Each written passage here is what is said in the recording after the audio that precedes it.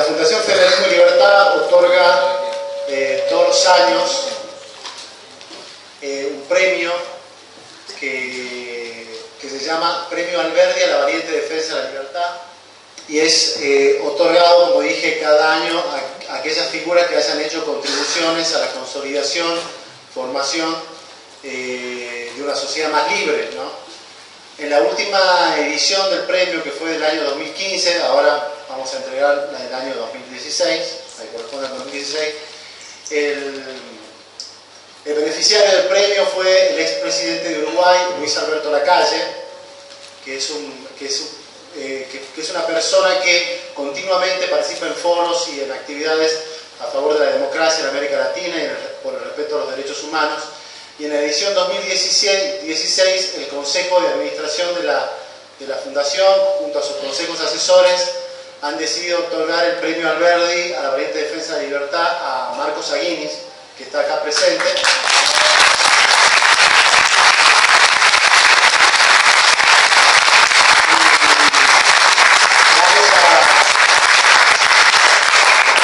Vamos a invitar a un miembro de nuestro Consejo Consultivo, salteño, porque el premio lo estamos otorgando en Salta, Ricardo Gómez Díez, a que haga entrega del premio a Marcos acá en el escenario.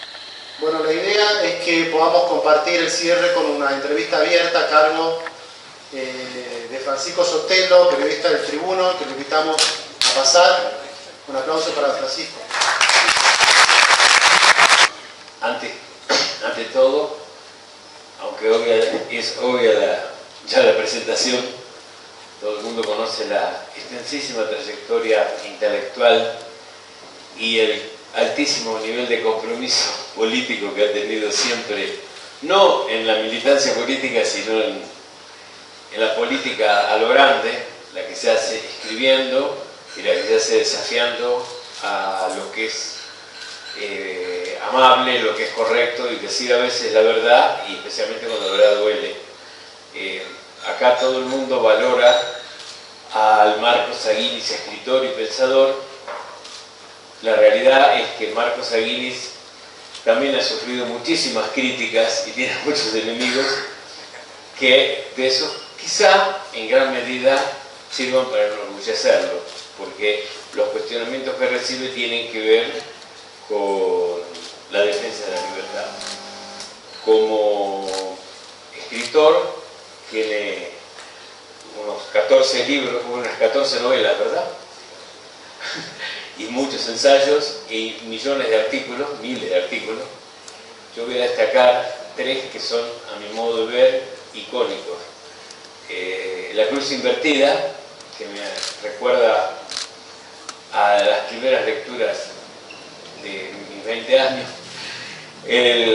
la gesta del marrano, y una que mucho más reciente, que me impresionó muchísimo, que es la matriz del infierno, es más, me llegó a conmover la descripción por dentro y desde el espíritu de las víctimas del horror nazi. Un horror que no solamente se circunscribe a la Alemania de los años 20, 30 y 40, sino un horror que se proyecta con otras formas y otros nombres en la sociedad contemporánea. Yo le iba a hacer una pregunta, pero la voy a cambiar. La primera que quiero hacer es el hecho de que el homenaje que hoy recibió sea el premio Alberdi. ¿Qué representa para usted la figura de Juan Bautista Alberdi? Bueno, antes de contestarte, querido Sotelo,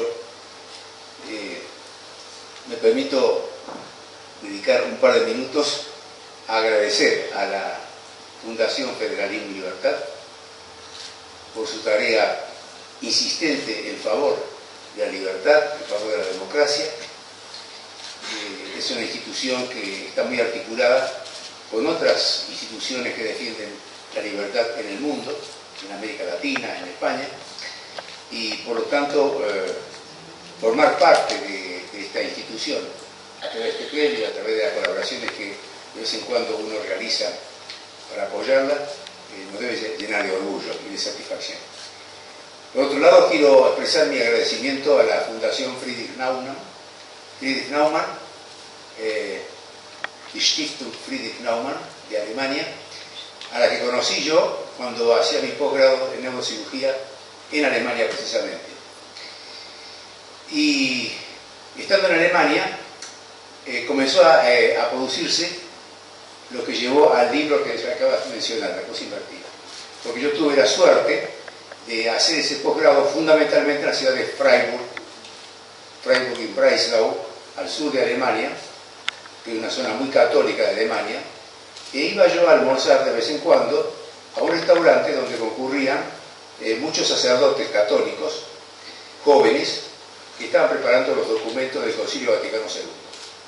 Yo en ese momento no me daba cuenta que era un concilio muy revolucionario y que iba a producir un impacto notable, no solamente dentro de la iglesia, sino fuera de la iglesia también. Entre los sacerdotes que estaban allí, entre los jóvenes sacerdotes que estaban allí, estaba el futuro Papa Benedicto. Y allí yo quedé sorprendido por las innovaciones que estaban aplicando a toda la doctrina de la iglesia y la voluntad de generar un protagonismo de la iglesia comprometido con el curso de la humanidad, de la humanidad en general. Cuando volví a la Argentina, muy impregnado de lo que vivía allá, además había tenido la suerte de conocer a los jóvenes en persona en Roma, por una anécdota que cuento en uno de mis últimos libros. Me encontré con una Argentina arcaica, con un clero que no estaba enterado de lo que ocurría allá, y eso generó la cruz invertida. Es decir, mostrar los contrastes que se estaban dando dentro de la iglesia y dentro de América Latina, y eso fue lo que generó un gran apoyo a ese libro, que me dieron el premio Planeta, que en ese momento era el premio más importante en lengua castellana, y me lo dieron en España manejada por Franco, y como cuento en uno de mis libros también, en España se lo quiso censurar, y después se lo quiso censurar en Argentina, que hay una dictadura también, o sea que era una mezcla de críticas y de elogios. Pero en fin, la Fundación Naumann me ha dado una prueba de cómo una fundación alemana que lucha por la libertad lo hace con tanta eficiencia, con tanto empeño, y que ha provocado en la Argentina una serie muy grande de seminarios, de estudios, de reuniones como la que nos convoca hoy. Bueno, hecho estos agradecimientos, y por supuesto a Jorge Godoy, y a ti que me haces y a todos los que me han acompañado acá, y a todos mis lectores, les voy a hacer un pequeño regalo también. Todavía no está en las librerías, va a salir a distribuirse seguramente a mediados de la semana que viene, mi último libro, que se titula Incendio de Ideas. La palabra incendio, aquí hay una araña. Sí. Esa araña no sabe para qué lado ir. Es como en la época en que nació la cruz invertida. Este libro Incendio de Ideas tiene que ver con la reunión que acá nos convoca, porque es una selección de mis artículos periodísticos que tuvieron mayor impacto. En esta tarea me ayudó la misma editorial. Yo no quise meterme mucho porque digo, no soy objetivo en esto, entonces ellos se ocuparon de buscar los artículos de mayor impacto, tanto políticos como artísticos, como psicológicos, históricos, teológicos incluso. Y bueno, ese libro pronto estará en Salta también y tiene que ver, como les dije yo, con el periodismo. Porque muchos se confunden y dicen que el periodista guía. Yo no soy periodista.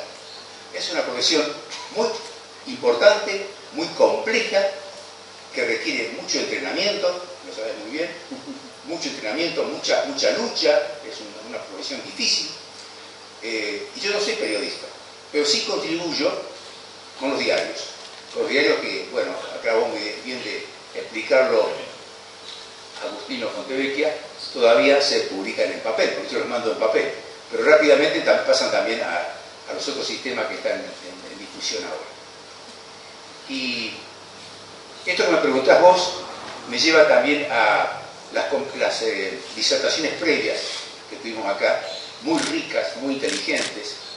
Por ejemplo, las palabras de Luis Rosales describiendo el mundo complejísimo que vivimos ahora, complejísimo, palabras de Agustino Fontevecchia, describiéndonos muy bien cómo funciona una empresa periodística que está permanentemente actualizándose y que ha logrado tener un despliegue notable.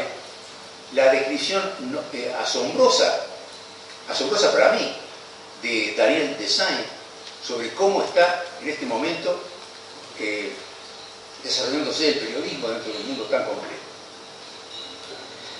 Bueno, la pregunta tuya sobre Alberdi es muy interesante porque Alberdi nos lleva a reflexionar bien.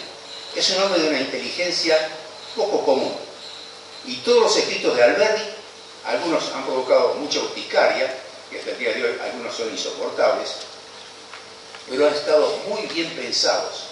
Y ahora Ricardo me estaba haciendo recordar algunas frases de Alberdi que son impactantes. Alberdi decía: la miseria no delibera, la miseria se vende.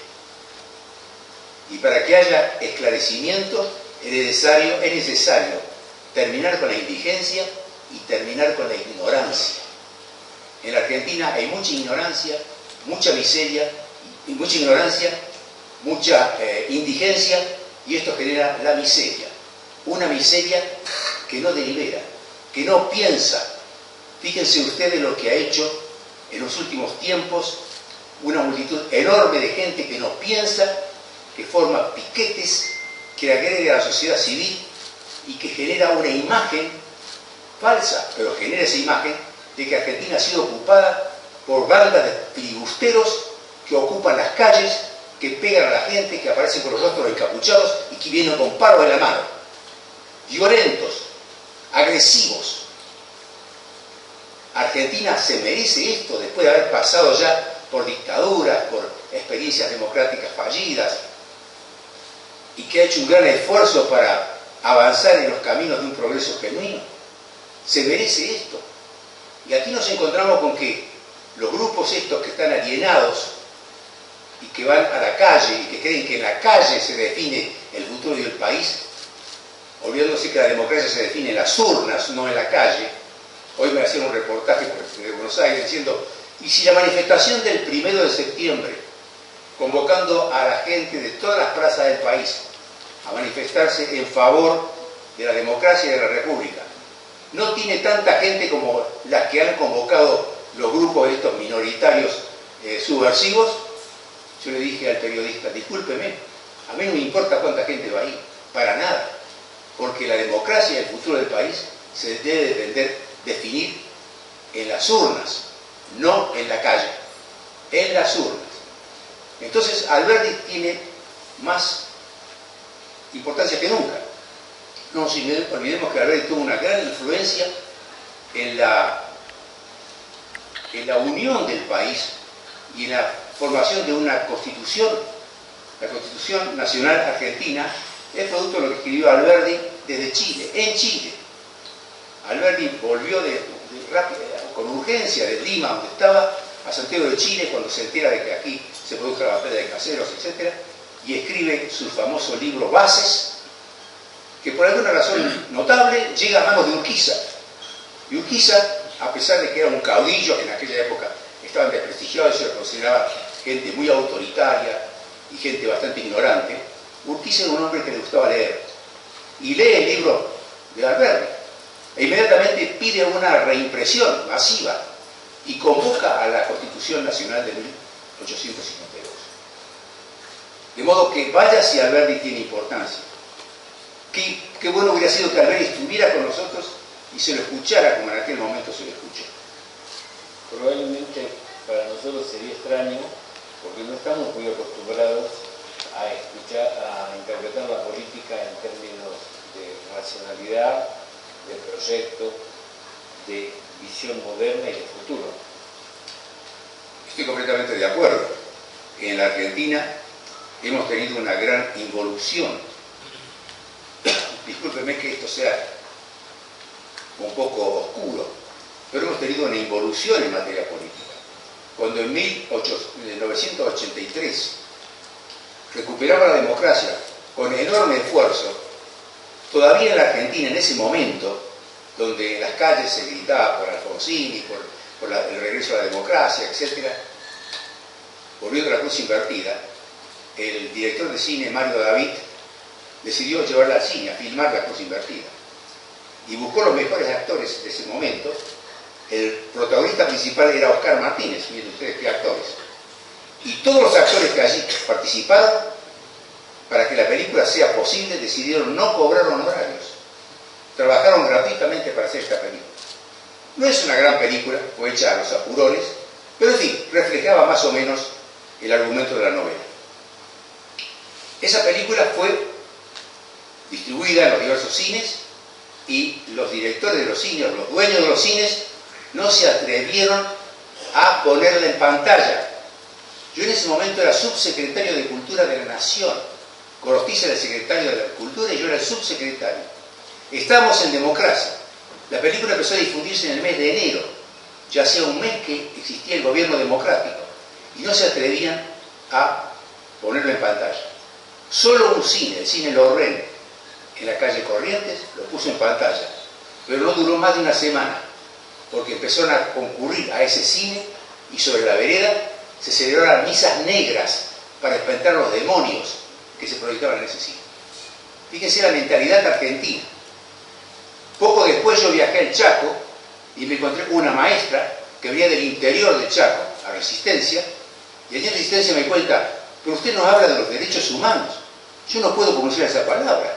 Si yo pronuncio la palabra derechos humanos me pierdo el puesto, me pierdo el trabajo.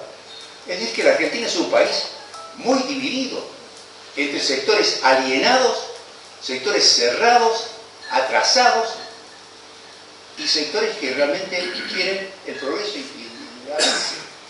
El otro día le preguntaron al gobernador de Salta qué opinaba sobre Eve de Bonafini. Y él dio una respuesta que yo acepto y que considero que es correcta. Dijo, es una señora desquiciada. Perfecta definición. Desquiciado es quien perdió el juicio, quien perdió la razón. Quien perdió la razón. Y imagínense ustedes que en los manicomios, incluso los manicomios de antes era mucho más ilustrativo esto, estaba lleno de psicóticos con gente que no razonaba bien. Pero fíjense si la Argentina no está trastornada, e incluso el periodismo sí está trastornado. A una mujer que debería estar en un psiquiátrico por una psicosis grave, se le da una importancia enorme en los medios. Díganme ustedes, si otro loco cualquiera sale de un psiquiátrico y empieza a decir que yo estoy en contra de la democracia, no quiero ser buenito, quiero que los argentinos vuelvan a las armas, que volvamos otra vez a los fusiles, que haya represión violenta, ¿los diarios le darían el espacio que le están dando a ella o se lo dan por miedo? Yo le daría una objeción a esa afirmación. Eve Bonafini es una señora nonagenaria que tiene una historia heroica que luego se muta en una mala incursión política. Pero junto con ella, en Plaza de Mayo, había muchísima gente más joven, con menos historia, y estaba Aníbal Fernández en el mismo camión. Exacto. Me parece que el problema es mucho más profundo que la caracterización psicológica de ella. Fíjate vos que la muchacha que pronunció el discurso más importante es una chica joven que evidentemente no vivió lo que viviste vos y lo que viví yo, y que conocemos lo que ha sido la dictadura militar, conocemos lo que ha sido la guerrilla ante la dictadura militar y que la facilitó, conocemos muy bien cuando hablan de la ideología guevarista, a dónde llevó el guevarismo en América Latina. Todos estábamos confundidos. Yo cuando joven también simpatizaba con el Che Guevara. Después me di cuenta que no llevaba a ninguna solución positiva. Aquí nos encontramos entonces con un problema serio y la división de la sociedad argentina, que es tan profunda. Ese es el punto que me parece que es importantísimo observar. La sensación que me dejó la semana pasada es que el país está en una especie de liberalización.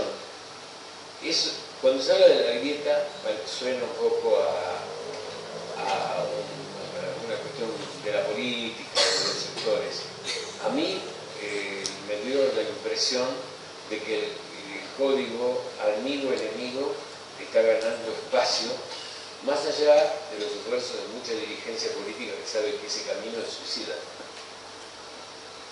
Mira, Sotelo, me ha gustado mucho esa palabra libanización, que se usa poco y mucha gente ya ni sabe lo que significa.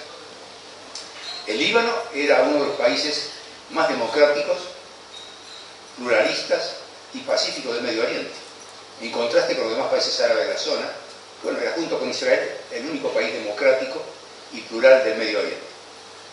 Pero poco a poco empezó a producirse allí una grieta y una división que llevó a que el Líbano sea parte de esta carnicería que se desarrolla en varios países del Medio Oriente y que es terrible.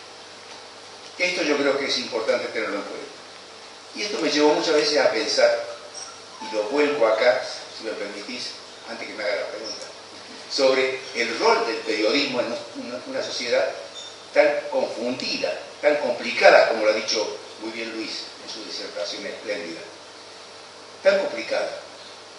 Se ha dicho muchas veces que el periodismo tiene la función de transmitir noticias con la mayor objetividad posible. Se sabe muy bien que la objetividad total no existe, que la subjetividad siempre se infiltra por algún resquicio. La verdad es una construcción humana. La verdad es una construcción humana. Además está vinculada con la subjetividad, obviamente, con la ideología, con la emoción. Se ha dicho que el periodismo tiene la función de ser básicamente crítico de los aspectos negativos que ocurren en la sociedad. Estoy también de acuerdo con eso. El periodismo compite entre sí, las diversas ramas del periodismo, a ver de qué manera hacen llegar el producto de sus investigaciones, de sus análisis, de sus peligrosas incursiones en zonas de conflicto cuando mandan sus corresponsales de guerra, por ejemplo. Y es una tarea maravillosa y sublime que realiza el periodismo. Pero hay otra tarea en la que se ha pensado poco. Y viene de acá. No sé si van a estar de acuerdo y si la audiencia va a estar de acuerdo, después seguimos conversando. Es un poco riesgoso lo que les voy a decir. El periodismo, a mi juicio, en esta época que está tan complicada, como ha dicho muy bien Luis, y que necesitaría mentes como la de Alberti, que fue la primera pregunta que me hiciste, hace falta que el periodismo cumpla otro rol, que no ha pensado mucho en ello. El rol didáctico. Un rol didáctico.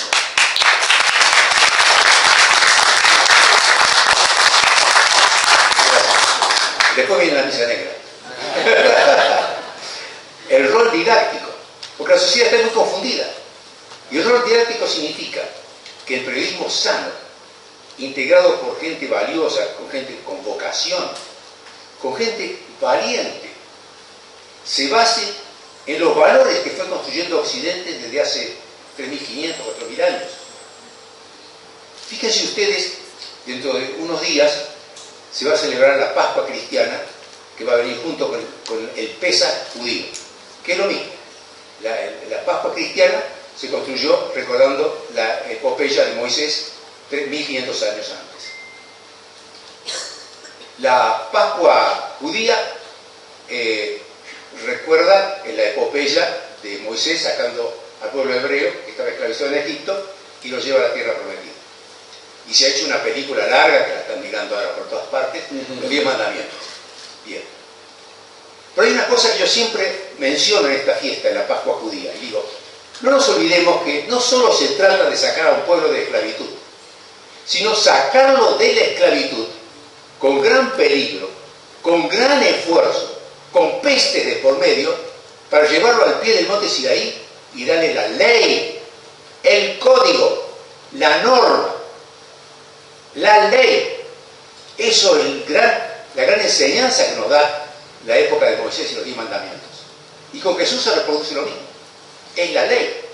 Es la ley que exige el arrepentimiento, que exige el perdón, en fin, todo lo que tiene que ver con aspectos teológicos que no voy a entrar ahí en profundidad. Pero en ese sentido yo creo que el periodismo tiene que asumir la defensa de ciertos valores. Ahora, por ejemplo, hay una gran confusión entre izquierda y derecha. Porque de izquierda a derecha, resulta que lo dijo muy bien Silvia, la Merkel y otros dirigentes que son de derecha defienden la libertad de expresión, defienden la democracia, defienden Sí, simple, perdón. ¿Qué dije yo? ¿Está bien? Sí, simple mercado, que defiende la libertad de expresión. La libertad de mercado. La libertad de mercado, bueno, todas las libertades. El adoctrinamiento se ha hecho muchas veces de una manera sectaria, política, ideológica,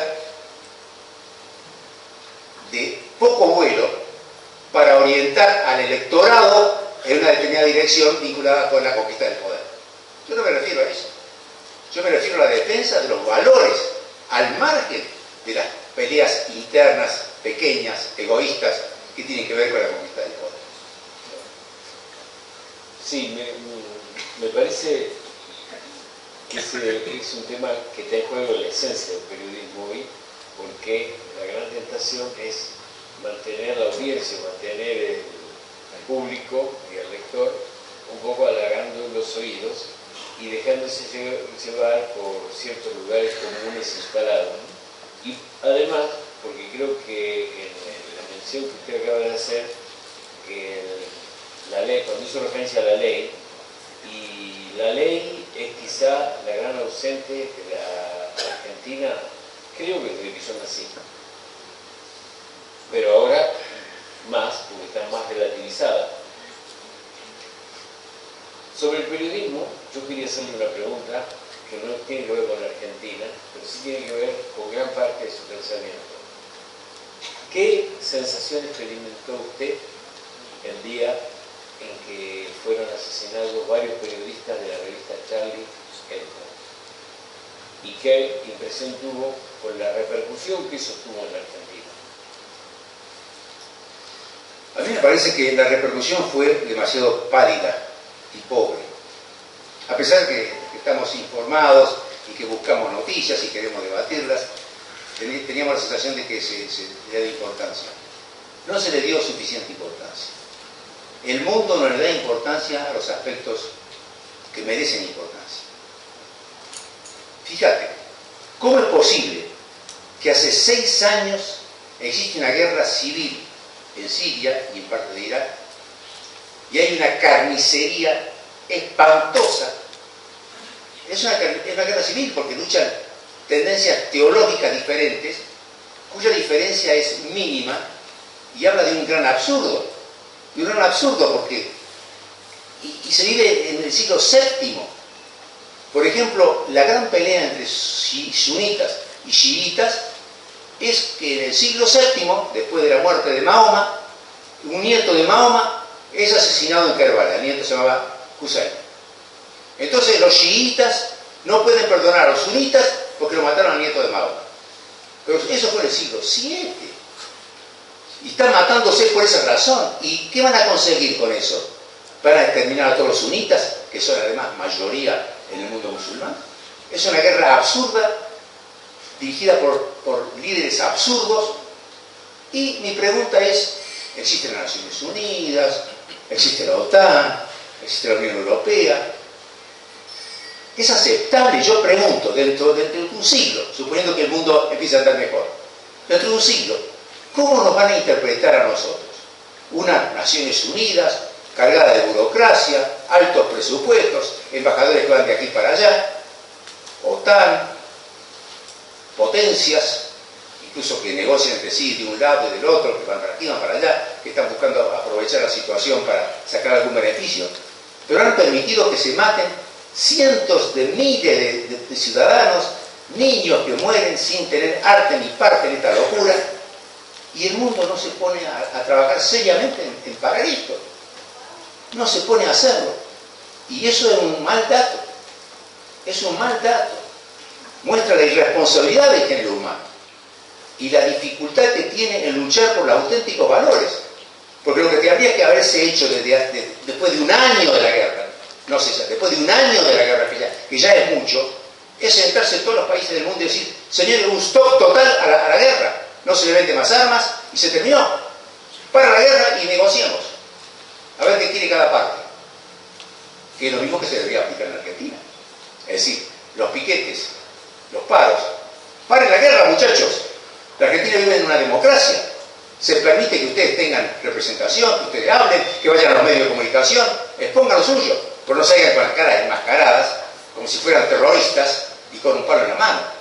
Sí, esta pregunta yo se la hice en función del periodismo, ya que fueron periodistas agredidos por su estilo y por su mensaje, pero además porque en la referencia al 1914 y esa desorientación del mundo, yo creo que el terrorismo de ISIS es un llamado de atención y que además en la Argentina existen reflejos llamativos que pasan desapercibidos. Hay mucha gente incapaz de defender cualquier forma de terrorismo, pero que simpatiza en alguna medida con esas manifestaciones.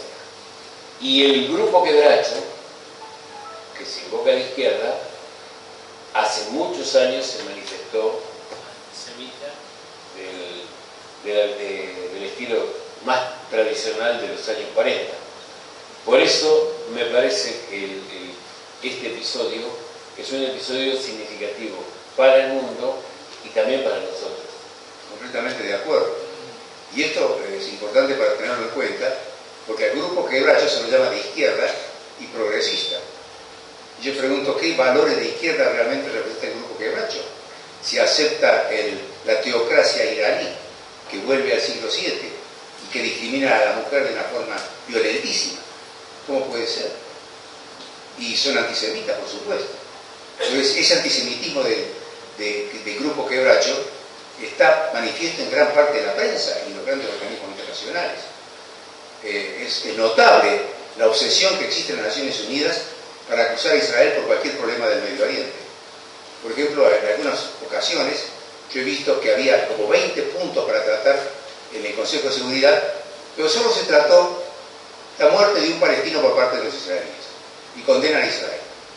Y muy pocas veces, yo diría casi ninguna vez, se le exige a los palestinos que den alguna cosa en contrapartida. Por ejemplo, que dejen de predicar el odio, que no les enseñen a los chicos a colocar bombas, que dejen de decir que el martirio es lo que traerá el paraíso a la humanidad, que dejen de decir esa barbaridad, esa bestialidad, porque no son los mártires que nosotros conocemos por la historia del cristianismo, que se dejaban inmolar por defender su fe, y sufrían ellos y ahí terminaba el sufrimiento, y venía después el ejemplo para el resto. No, el mártir musulmán es un asesino que tiene que previamente matar a un montón de gente de forma indiscriminada y después se mata a sí mismo, o muere en esa acción. ¿Qué diferencia, no? Uno es un asesino masivo, que mientras más gente mate, más rápido va a ser el ascensor que lo lleva al paraíso, y muere en la acción. Y otra cosa, los mártires cristianos, que morían por defender su fe, pero no mataban a nadie. Al contrario, eran muchos de ellos verdaderos santos. ¿Qué diferencia? Y el mundo no es capaz en las Naciones Unidas de exigir que se termine con la prédica del martirio entre los musulmanes. Yo no estoy hablando en contra de la religión musulmana, yo la he defendido muchas veces. En muchos de mis libros yo he hablado muy bien de la religión islámica, la he estudiado. Bastante joven era cuando leí el Corán por primera vez, que les aseguro que es difícil de leer, pero lo leí. Y hablé de la Escuela de Traductores de Toledo, y hablé de los musulmanes de la antigua Córdoba del siglo XII, de Averroes y su amistad con Maimónides. Era otro Islam, es otro Islam. El Islam también tiene cosas positivas para transmitir, para enseñar. Pero el islamismo, el terrorismo islámico, ese tipo de martirio absurdo, tiene que ser condenado claramente. Y aquí te encontrás con una gran hipocresía, porque en ningún momento he escuchado yo una decisión firme para exigir a todos los predicadores de las mezquitas que de ninguna manera pueden favorecer el martirio o favorecer el asesinato. De ninguna manera. Sin embargo, en muchos lugares se han creado mezquitas en las cuales se predica el odio y se predica el martirio, en los términos que yo le acabo de describir, el antisemitismo y el odio a Occidente. Es decir, el odio a Occidente. Occidente es el reino no solamente de los infieles, es el reino de Satán, que tiene que ser exterminado. Y esto que se dejó avanzar y avanzar y avanzar, crea serios problemas para los mismos musulmanes en esta actualidad, porque no son aceptados en Europa. Vemos el conflicto que hay, y en Estados Unidos los conflictos que hay. Pero esto es producto, yo diría, de la cobardía, de la inmoralidad y de la hipocresía de gran parte de Occidente. Yo me acuerdo que en el año 1930 39 más o menos, o antes, 38, cuando ya en Alemania se empezaron a dictar las leyes raciales de exterminio a los judíos. Entonces a Hitler le preguntaron, pero van a decir que nos comportamos como ocurrió en la época que Turquía cometió el genocidio armenio. Y Hitler decía, ¿y quién se va a acordar del genocidio armenio? Y efectivamente el genocidio armenio se ocurrió porque a nadie le pareció importar en aquel momento. Como tampoco importó mucho el genocidio judío que empezaron a hacer los alemanes, hasta que el asunto estaba bien avanzado, bien avanzado. Y bueno, esto es parte, yo diría, de la tarea que debe tener el periodismo hoy, que es una tarea didáctica. Esto no se puede aceptar. A ver, tiene que haber una crítica elevada, no una crítica solamente para algún diputado, algún presidente, en fin, cosa menor, sino con respecto a la violación de los valores que han cimentado la civilización occidental, de libertad de expresión, de libertad de educación, de progreso genuino, de bienestar, de respeto a todos, sin ningún tipo de discriminación, de igualdad para la mujer. Esto es lo que hay que defender. Y si no se lo defiende, hay una falta grave. Una última pregunta, antes de que alguien pueda hacer. Cuando usted habló de odio occidente, usted lo focaliza en los grupos del islamismo político. Ahora, el odio occidente también aparece más disimuladamente en muchísimas filosofías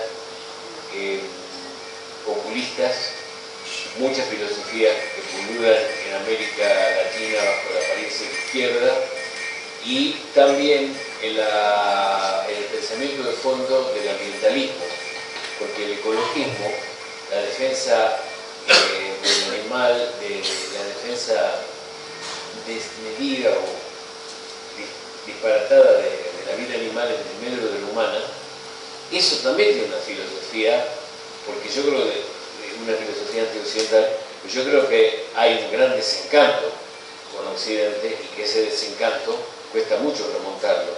Y el periodismo, yo esto lo digo con experiencia, uno puede verlo, pero cuesta mucho transmitirlo y cuesta mucho señalarlo, y mucho menos fundamentarlo teóricamente.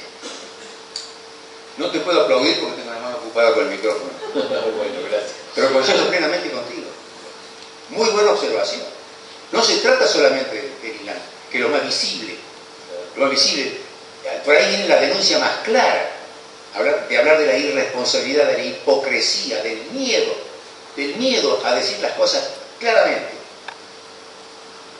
Bueno, después viene lo que decís vos, la lucha contra Occidente por aquellos que quieren destruirlo, y quiso destruirse a Occidente por una vía lateral imprevista. Yo no creo que Marx haya sido un antioccidental. Marx de ninguna manera. Marx había estudiado a los más grandes filósofos y economistas que lo precedieron, desde Adam Smith en adelante.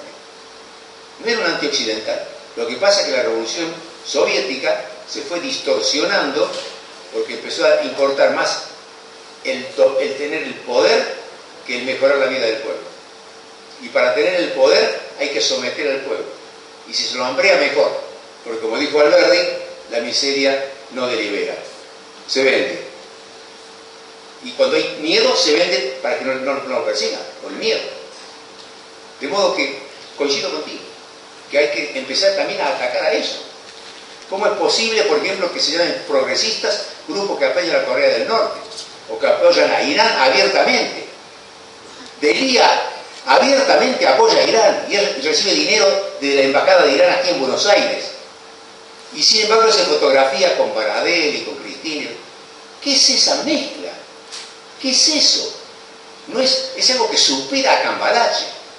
Yo creo que Discépolo tendría vergüenza de la Argentina actual y diría, qué débil que estuvo en Cambalache, qué débil que fue el tango mío ese, que describe a Argentina en términos durísimos, ¿no es cierto? Incluso en uno de mis libros dedico un capítulo a Cambalache cuando hablo creo que el atroz encanto de ser argentinos. Bueno, es cierto lo que has dicho, Soque, coincido plenamente, y eso también es parte de la tarea que tiene que hacer el periodismo, porque tiene miedo, no se anima a hablar con toda la claridad, pero la claridad necesaria, Y ese es parte del coraje que debe tener el periodismo actualmente.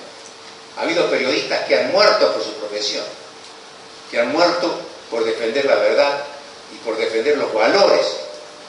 Oriana Farachi, por ejemplo, qué mujer valiente, qué mujer lúcida, que en un principio simpatizó con las causas terroristas del Medio Oriente y después empezó a darse cuenta, se le abrieron los ojos y empezó a girar. Lástima que se ha muerto, pero con un cáncer. Le iban a matar, pero no alcanzaron.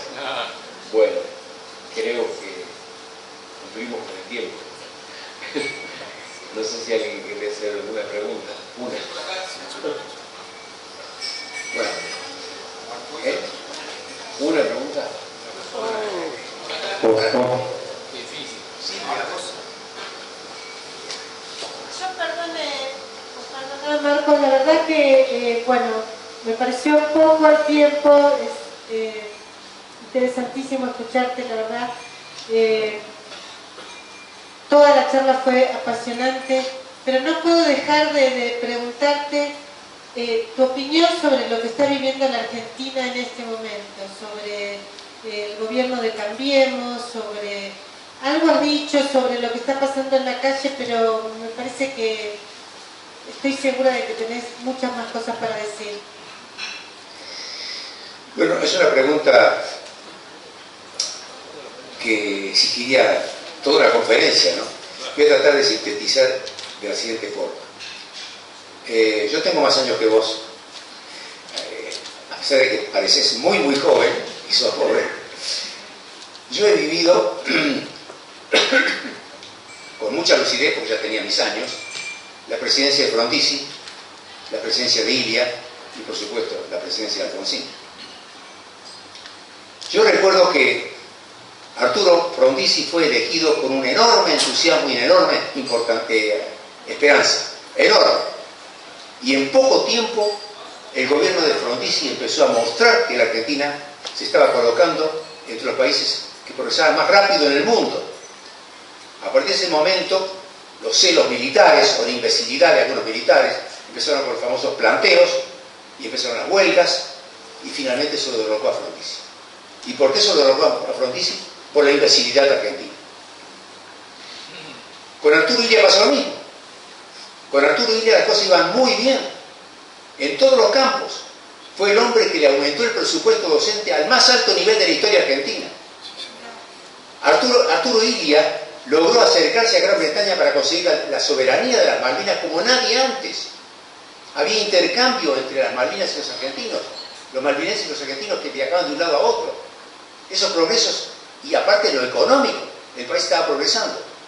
Pero el periodismo, Primera Plana, Jacobo Timerman y otros atláteres, empezaron a descalificarlo. Su democracia, su amor por el diálogo era convertido en debilidad. Eso era debilidad. Su tranquilidad y su serenidad para tomar decisiones era incompetencia. Entonces lo empezó a pintar y a dibujar como un hombre que iba a la Plaza de Mayo a sentarse en un banco, a mirar despreocupadamente los árboles mientras una paloma le cagaba en la cabeza. Esa es la imagen que se difundió de Arturo Illia. Y finalmente eso le dio pasto y le dio lugar al golpe militar que vino después. Ramiro de Casasbellas, uno de los grandes periodistas de aquel tiempo, ¿no? ¿Te acuerdas? Ramiro de Casasbellas. Después hizo un mea culpa que saca las lágrimas, diciendo: yo fui entre los periodistas que lo descalificó más duramente a Illia, y soy los que ahora me sangra el dolor por haber actuado de esa forma. Uno de los gobiernos más progresistas de Argentina. ¿Qué le pasó a la sociedad argentina? Que aceptó derrocarlo a Illia y no salió a la calle haciendo manifestaciones. Fue el golpe de Estado y le aceptaron el golpe de Estado, lo aplaudieron a Onganía. Con Alfonsín pasó lo mismo. Con Alfonsín las cosas empezaron a andar bien en todos los campos, incluso en el económico, con el plan austral que estaba desarrollando su ruido. Pero paro. Estaba el genio de Ubaldini, ¿no? Que hizo 13 paros generales. Y yo pregunto acá a una audiencia lúcida como esta: ¿me pueden ustedes dar un solo ejemplo, de un solo beneficio, uno solo, que haya producido un paro general. ¿Qué beneficio produjo un paro general? 13 hubo contra Alfonsín. De la Rúa apenas llegó a 2 años de presidencia y tuvo 9 paros. Un solo beneficio. Bajó la inflación con los paros, aumenta la productividad, vienen más capitales para aumentar la inversión, aumenta el número de fábricas, aumenta el prestigio argentino, mejora la educación, mejora la salud. ¿Qué se consigue con un paro? Perturbar. Es como un ejército enemigo que nos invade para hacernos daño. Y entonces, Silvia, eso es lo que está ocurriendo con la Argentina. Descargando la bronca que le produce, las muchas cosas que nos faltan, el atraso que hay en tantos campos, el hambre que hay en muchos sectores de la sociedad, se resuelven golpeando, pegando, destruyendo, como quiera la señora Eva. No, buscando una solución entre todos, negociándola. Yo estoy de acuerdo con que haya protesta, ¿no? Muchos dicen, Aguirre está en contra de la protesta. No estoy en contra de la protesta. No estoy de ninguna manera en contra de la protesta. La protesta y la crítica son saludables y son parte de la democracia. En un gobierno dictatorial no hay protesta y no hay crítica. En una democracia tiene que haber protesta y tiene que haber crítica. Pero la protesta no tiene el derecho de dañar al resto de la sociedad. No tiene derecho a bloquear la circulación de la ciudad. No tiene derecho a impedir que los niños vayan a clase. Eso no tiene derecho a hacer. Si lo hace, sabotea a todo el país. Y se sabotea a sí misma. Porque estos pagos aumentan la pobreza.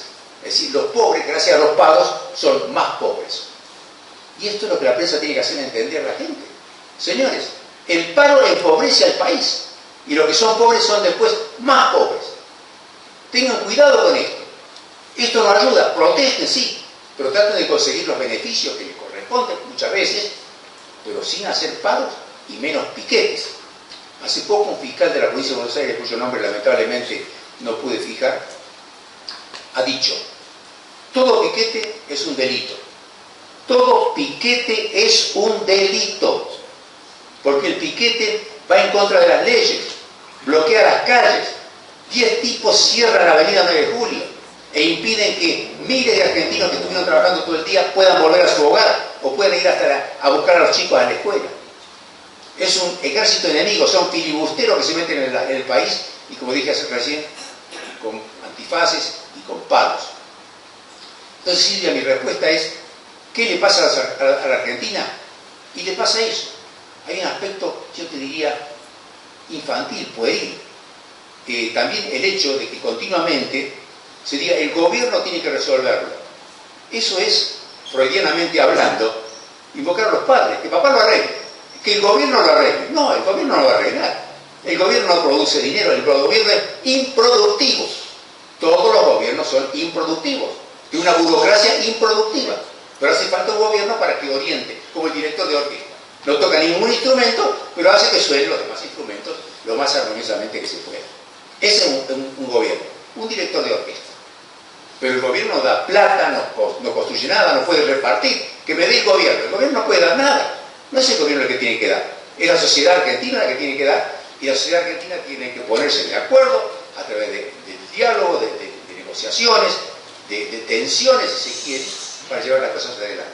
Entonces hay una mezcla de imbecilidad, de infantilismo, de desviación de las fuerzas creativas del país en el sentido equivocado, en el sentido de la agresión, del odio. Eso no está bien. Eso no está bien. Y ahí viene la tarea que yo vengo a solicitar a los periodistas que sean el objetivo más importante de su trabajo. Defender los valores y jugarse para que funcione la ley, que no haya